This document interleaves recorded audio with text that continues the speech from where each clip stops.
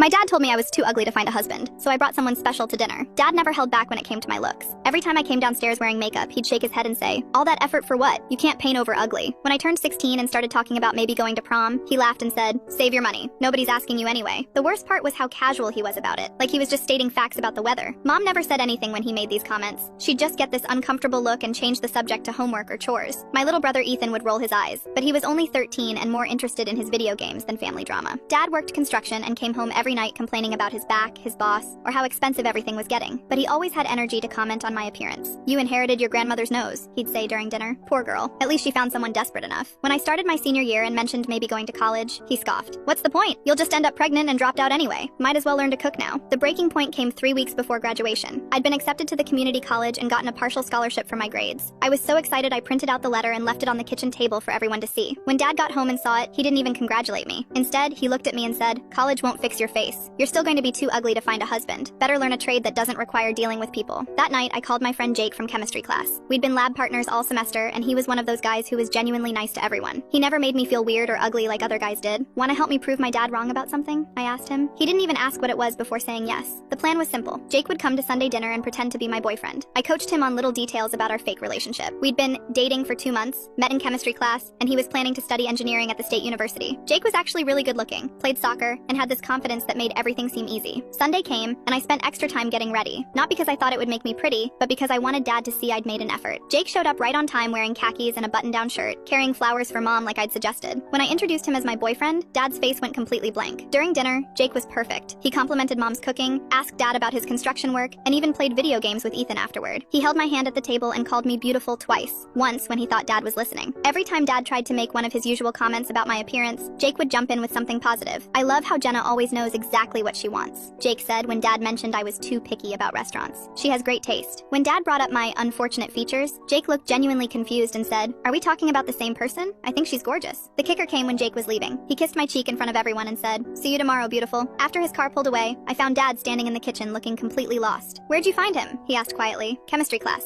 I said. "Turns out some people actually think I'm worth dating." Dad nodded slowly, not meeting my eyes. He seems like a good kid. The next morning at breakfast, Dad was different. Instead of his usual comment about my hair or clothes, he asked if I wanted him to drive me to school. "Jake's picking me up," I said. Dad nodded and went back to his coffee. Jake and I kept up the fake relationship for 3 more weeks until graduation. He was such a good sport about it that we actually became real friends.